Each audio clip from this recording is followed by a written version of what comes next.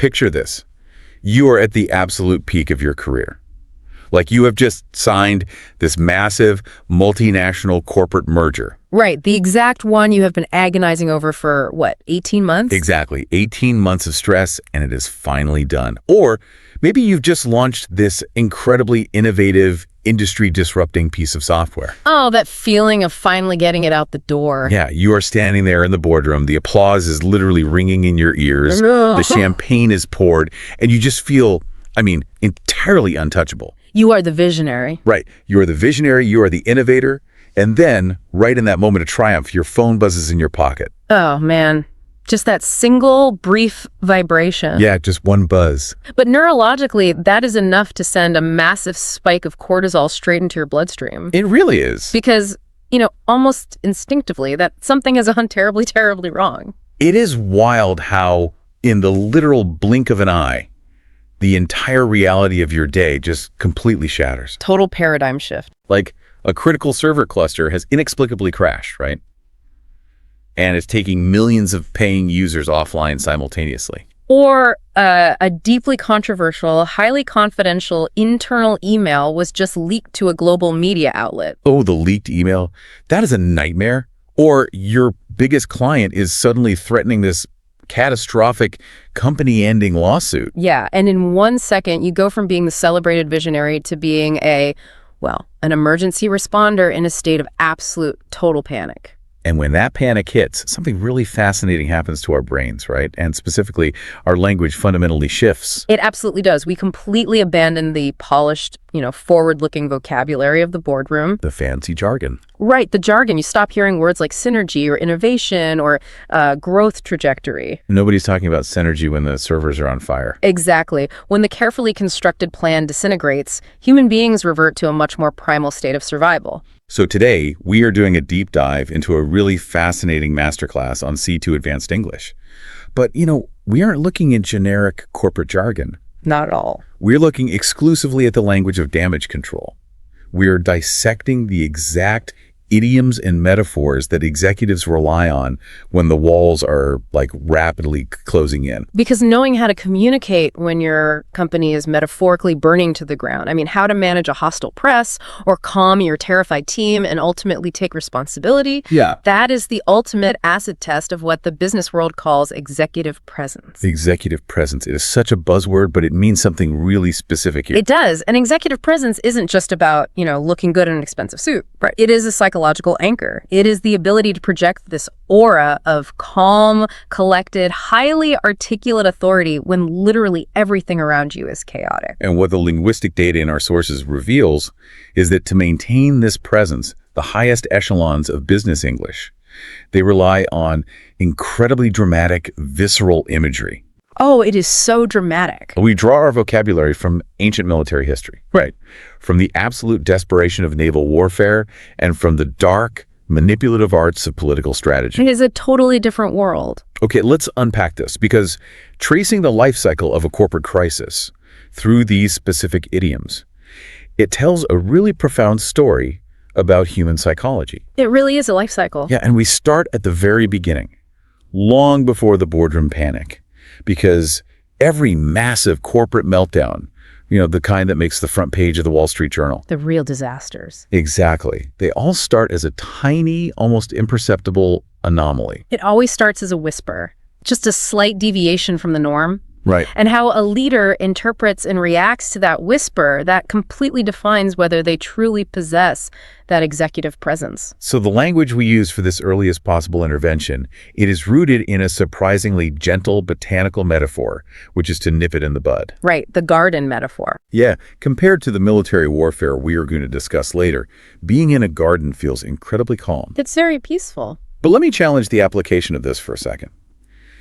The literal imagery is taking a small pinch and cutting off a bud before it can bloom into a weed. Exactly. You just snap it right off. If we translate that to the corporate world, it means stopping a problem at its absolute inception. But how realistic is that? Well, it is difficult. If a leader is constantly wandering around the metaphorical office garden, just aggressively snipping off every single tiny issue, aren't they just micromanaging at that point?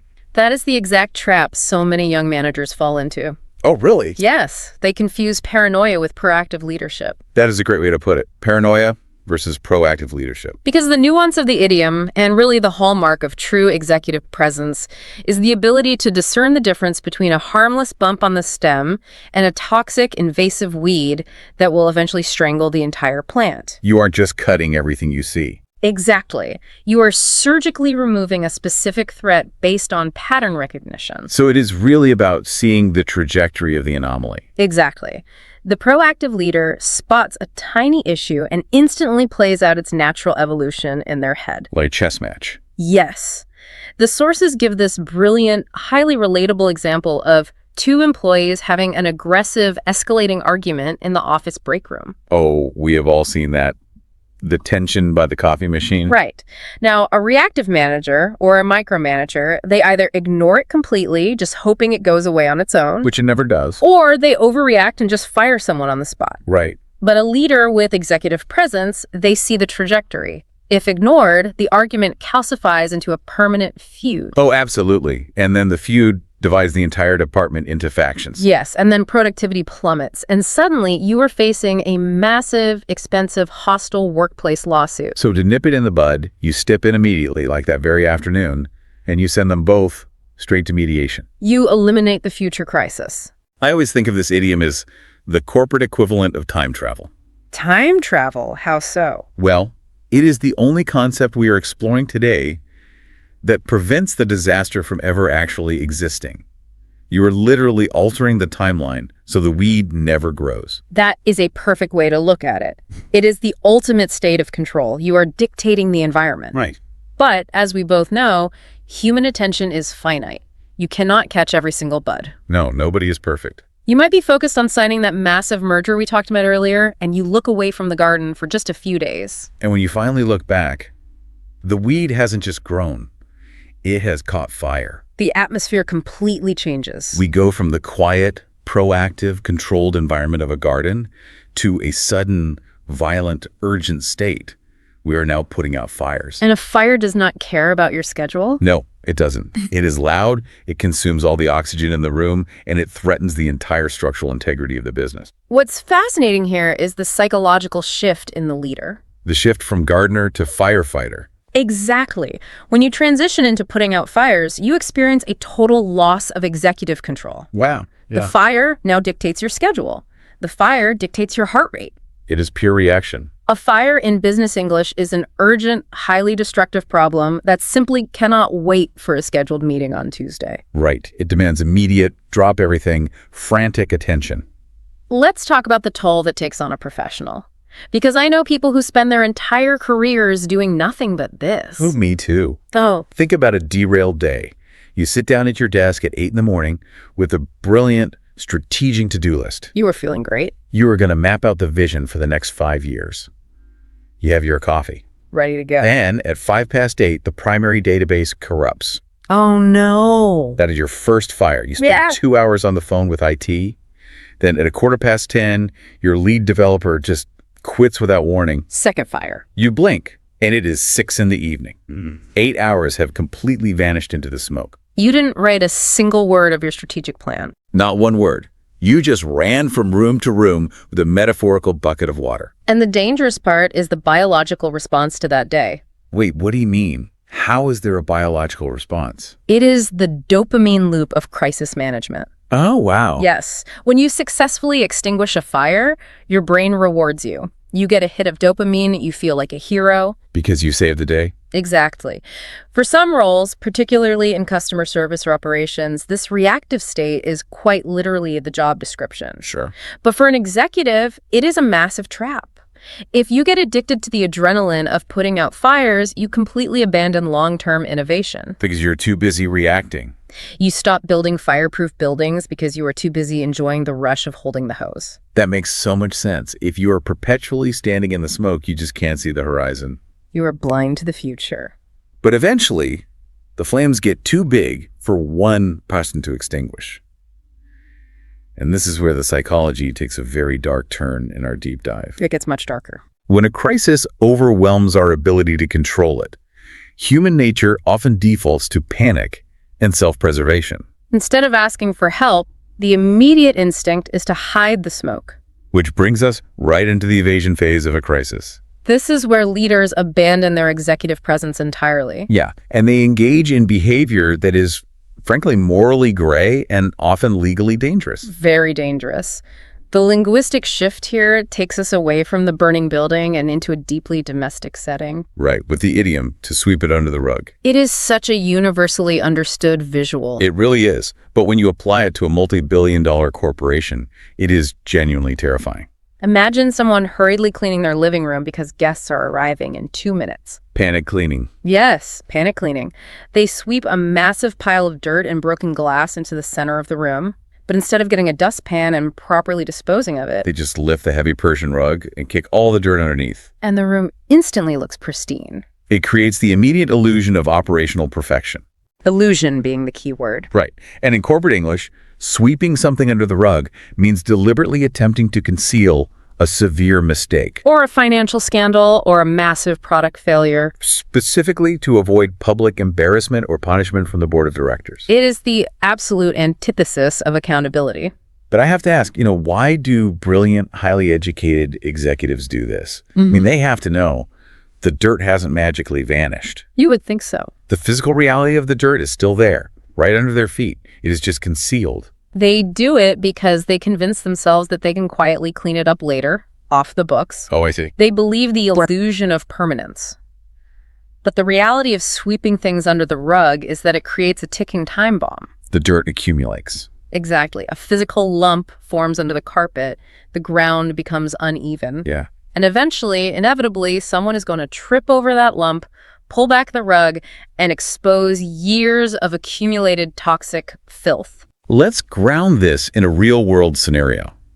Look at the historical examples of major auto manufacturers or aerospace companies. The big ones. Right. They discover a critical engineering defect in a vehicle or a plane.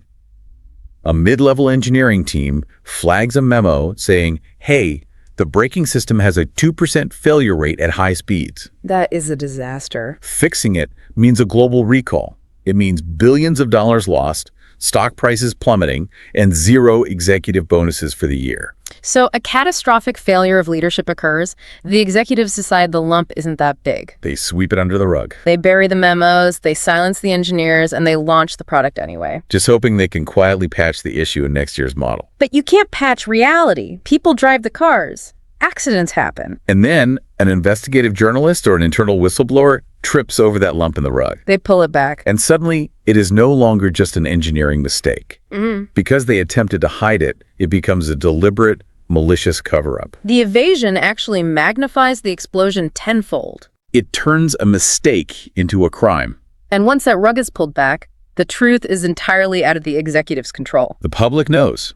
The federal regulators know. You can no longer hide, which forces the leadership to instantly pivot from evasion into sheer, frantic survival. We enter the world of damage control. And here is where the language gets incredibly bleak and industrial.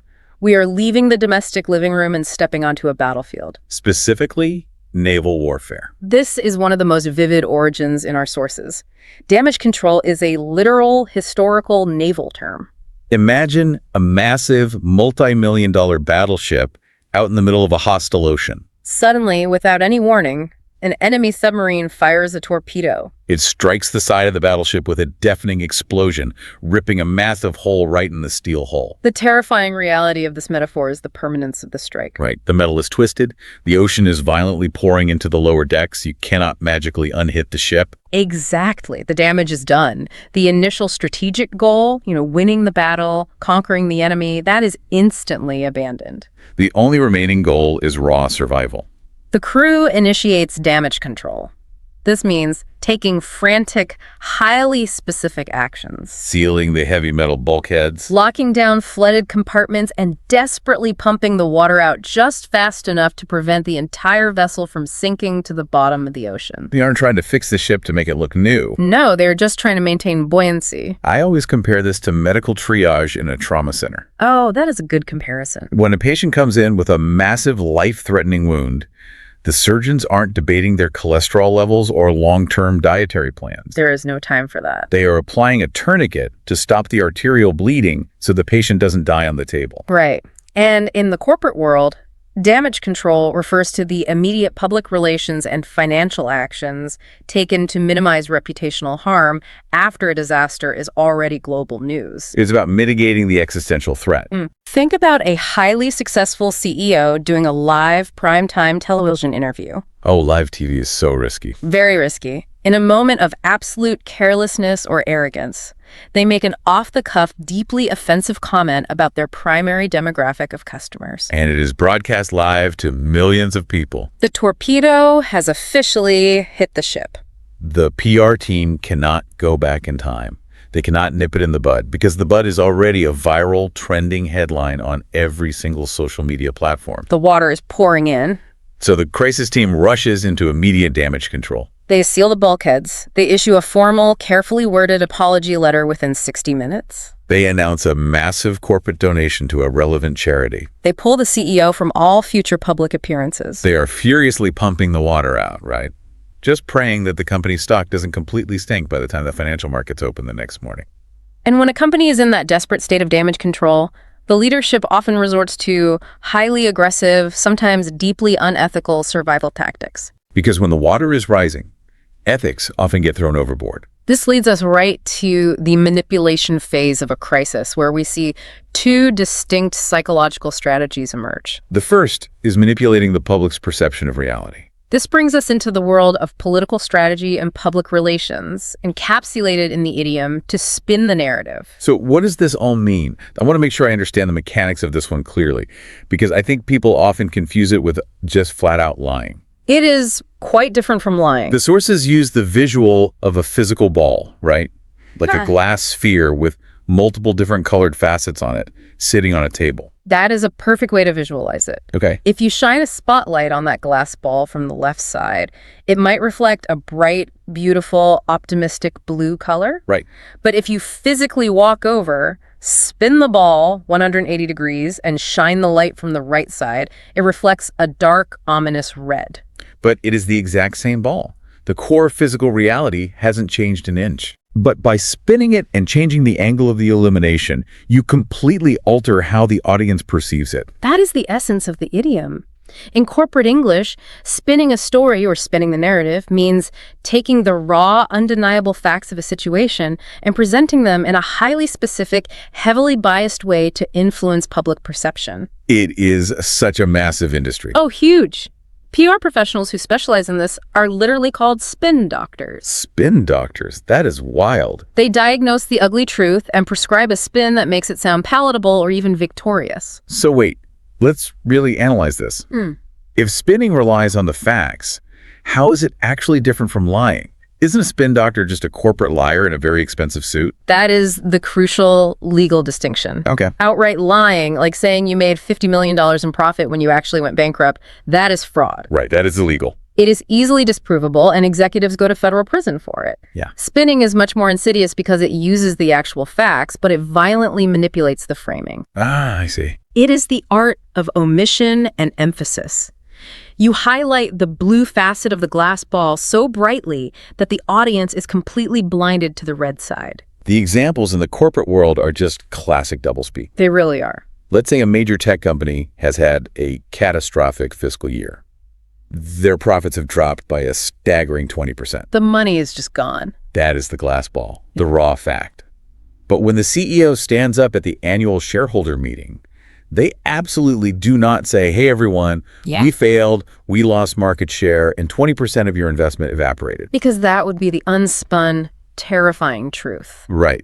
Instead, they deploy the spin doctors. They stand at the podium and say something like, this year, we strategically initiated a 20% reduction in immediate capital because we are entering an aggressive, long-term restructuring phase. It sounds so smart. They say, we are purposefully leaning out our legacy operations to position ourselves for unprecedented, dynamic future growth. It is almost impressive how audacious it is. It really is.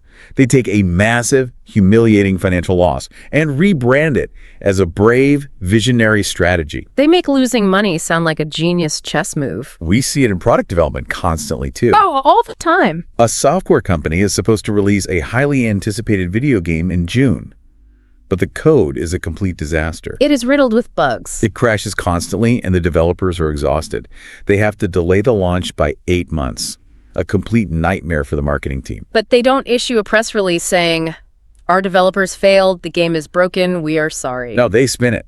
They announce to the world, due to overwhelming, unprecedented global demand and our unwavering commitment to absolute perfection, we are entering an exclusive, extended beta testing phase for the next 8 months to ensure a flawless, revolutionary user experience. They turn a humiliating failure into a VIP event. It is so manipulative. But here is the danger of spin. The public is getting smarter. That is true. Spin only works until the audience walks around the table and sees the red side of the ball for themselves. And when the spin fails, when the shareholders see through the doublespeak and the public demands blood, leadership often resorts to the darkest, most toxic concept in our entire linguistic deep dive. The ultimate betrayal. I was genuinely shocked by how dark the origins of this next idiom are. We are talking about the phrase, to throw someone to the wolves. It is brutal. Just saying it out loud evokes this primal, visceral sense of horror. If we connect this to the bigger picture of human psychology, this idiom reveals the absolute baseline of self-preservation. Yeah. It exposes the ultimate toxicity that can exist within a corporate hierarchy. The sources paint a terrifying picture. Imagine a bleak, frozen forest in the dead of winter, centuries ago. A small group of travelers is running desperately through the deep snow. They are freezing, exhausted. Behind them, closing in incredibly fast, is a pack of starving, aggressive wolves. The wolves are faster. They're going to catch the group. Everyone is going to be torn apart. The panic is absolute. The survival instinct overrides all morality. So, to save themselves, the leaders of the group make an unthinkable decision. They grab one person from their own party, Usually the slowest, the youngest, or the one with the least political power. and they literally physically throw them backward into the snow. The wolves stop to devour that one sacrificial person, The pack is distracted, they get their meal. and the rest of the group uses that precious time to escape. It is horrific. And idiomatically, in modern business, to throw someone to the wolves means to ruthlessly sacrifice a colleague or a subordinate to save yourself. It means blaming them entirely for a systemic crisis. Abandoning them to face the unmitigated anger of the press, the public, or the federal regulators, specifically to insulate the higher-level executives from the consequences of their own bad decisions. It is cowardice perfectly disguised as decisive management. You see this in massive systemic corporate scandals all the time. Think of an Enron-style accounting fraud. Right. The senior executives pushed for aggressive, illegal bookkeeping. The board of directors silently approved it because the stock was climbing. It was a massive collective failure of leadership. But when the federal auditors finally kick the doors in and the shareholders are screaming for someone to go to jail, the executives don't take the blame. They scramble to find a junior accountant. A 25-year-old kid who was literally just following explicit orders from his boss. And they throw him to the wolves. They fire him publicly. The CEO issues a somber press release saying, "We are shocked and appalled. We have identified a rogue, low-level employee who acted entirely alone in violating our core values, and he has been terminated and reported to the authorities." The wolves, meaning the media and the shareholders, they are temporarily appeased by the sacrifice. They get their villain. And the executives keep their multi-million-dollar salaries and their freedom. Or look at everyday project management.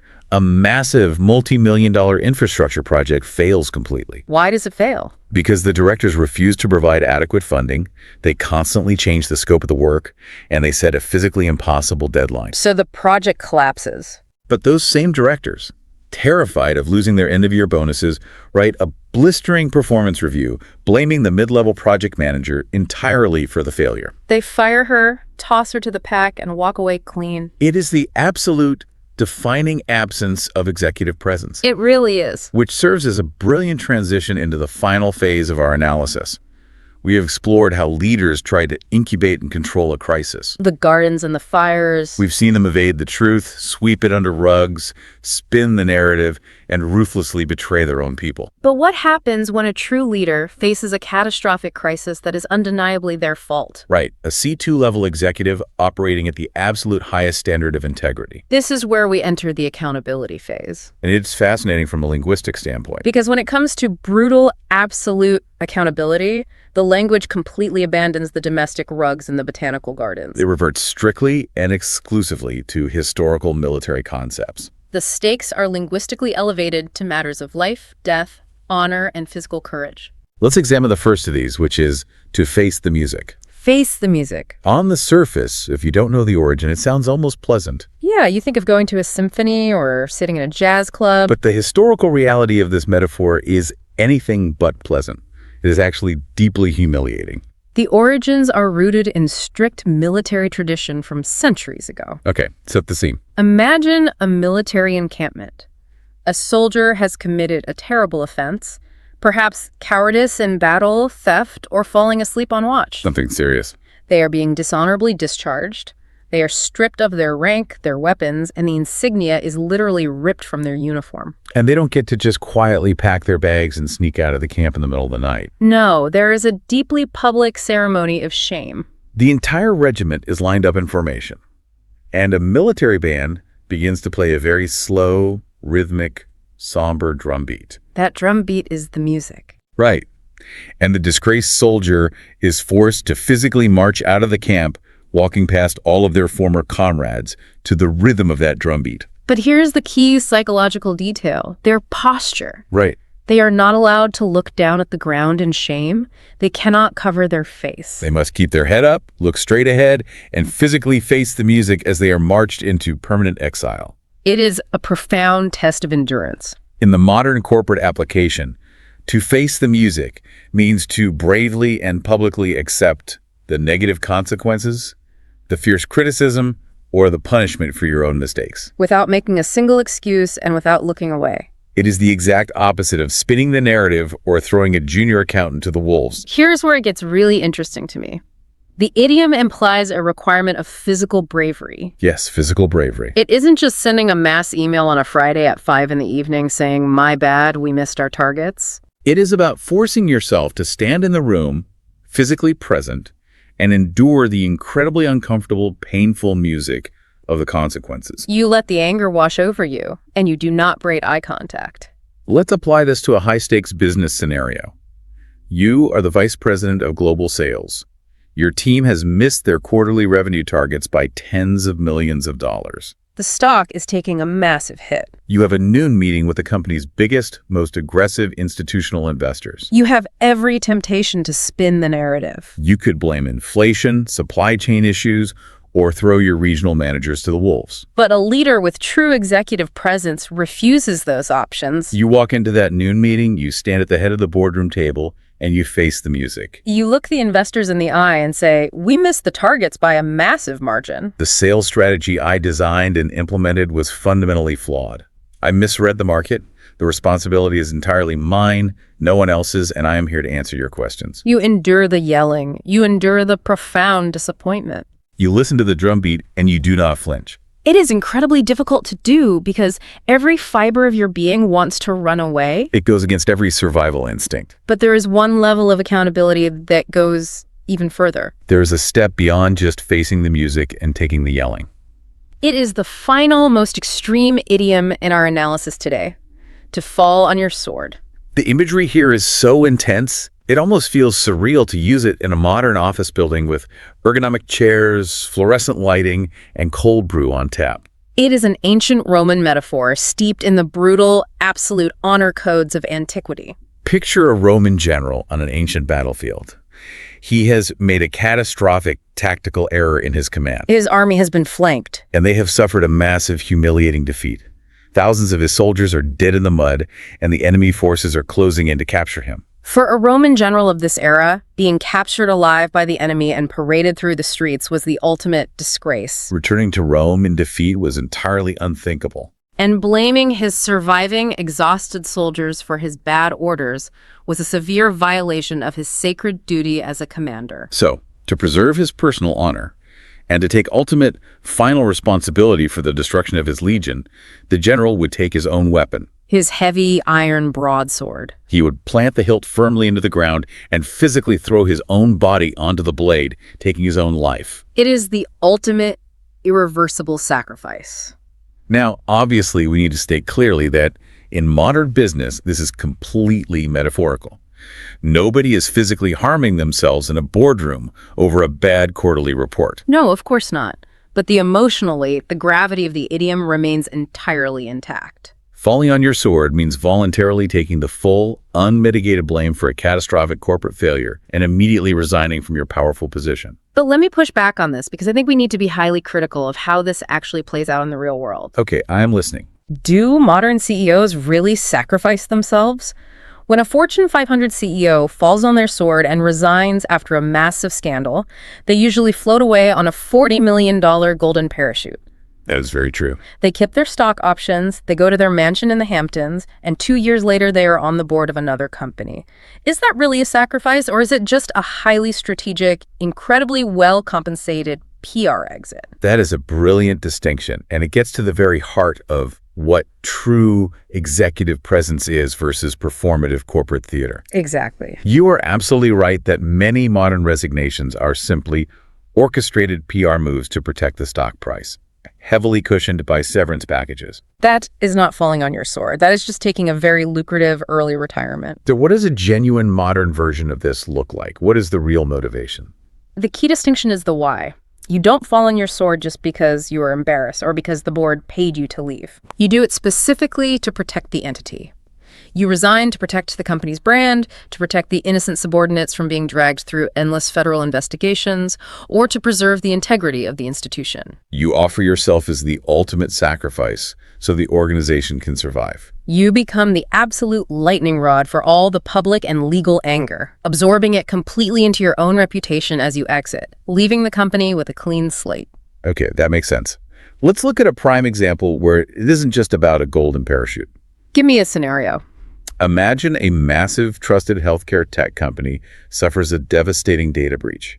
The private medical records of millions of patients are stolen by hackers. That is a nightmare scenario. Now, technically, in the post-mortem, they discover this was a mid-level IT error. A 24-year-old coder simply forgot to patch a legacy server, leaving a backdoor wide open. A toxic leader, as we discussed, would immediately throw that 24-year-old coder straight to the wolves, fire them publicly, and claim the problem is solved. But let's say the chief technology officer possesses genuine, unshakable executive presence. She understands that the public trust is completely shattered. Firing a junior kid won't rebuild that trust. Not at all. The public, the media, and the regulators need to see that the leadership understands the terrifying gravity of the situation. Exactly. The CTO realizes her presence has become a liability to the company's survival. So she decides to genuinely fall on her sword. She calls a global press conference. She doesn't mention the young coder at all. She steps to the microphone and says, "As the chief technology officer, the architecture and the culture of our data security was my ultimate, singular responsibility. I failed to oversee it properly. The failure stops with me. I take full responsibility for this catastrophic breach, and I am resigning effective immediately, without severance, to allow new leadership to rebuild this trust." She didn't write the bad code. She wasn't at the keyboard, but she took the sword. By resigning so publicly and so absolutely, she gives the media and the public their pound of flesh. The news cycle focuses entirely on her dramatic exit, rather than digging endlessly into the company's lower ranks and destroying the lives of the junior staff. She absorbs the deadly impact so the company can survive. It is the absolute zenith of accountability. It is the tragic, yet deeply honorable end to the life cycle of a crisis. Which brings us to the end of our analysis today. And when you step back and look at the entire linguistic journey we just went on, it is a profound commentary on the human condition under pressure. We didn't just learn vocabulary. We mapped out the entire psychological transition from the illusion of total control to the chaotic reality of pure survival. We started with the arrogance of believing we can nip every bud and control the garden. When the garden burned down, we became exhausted firefighters, desperately putting out blazes. We watched the human instinct to hide the smoke, trying to sweep our massive failures under the rug. When the truth inevitably came out, we found ourselves trapped on a sinking battleship, desperately engaging in damage control just to keep our heads above water. We saw the moral compromises, We brought in the spin doctors to spin the narrative and manipulate the light. And when the truth was too bright, we committed the ultimate primal betrayal and threw our own colleagues to a pack of starving wolves. Until finally we found our courage. We stood tall, we refused to look away, we faced the music of the drumbeat, and in the ultimate act of leadership, we took our honor into our own hands and fell on the sword. It is breathtaking how dramatic, how violent, and how deeply emotional this language really is. So as we wrap up this deep dive, I want to turn this directly over to you, the listener. I want you to critically analyze your own workplace, your own team, or even your own personal leadership style. What phase of this timeline are you living in right now? Are you spending your precious days trapped in a reactive dopamine loop, just putting out fires? Have you recently witnessed an executive panic and attempt to sweep something massive under the rug? Or, more importantly, when the pressure mounts, are you the kind of leader who faces the music? Or are you secretly looking around the room to see who you can throw to the wolves? It is something that requires serious, honest reflection. And I want to leave you with one final, deeply provocative thought to mull over. We spent this time analyzing these specific idioms, but zoom out and look at the macro picture. If our absolute highest level of business English, the very language we explicitly use to denote true, respected executive presence, is entirely built on metaphors of ancient warfare, sinking battleships, and packs of hungry predators, what does that reveal about how we fundamentally view the modern corporate workplace? are we really there to collaborate, to build community, and to nurture innovation together in a peaceful garden? Or, beneath all the polished corporate mission statements in the synergy retreats, are we secretly, fundamentally, always preparing for battle? Are we colleagues or are we combatants? Think about that the next time your phone buzzes in the boardroom. Until next time.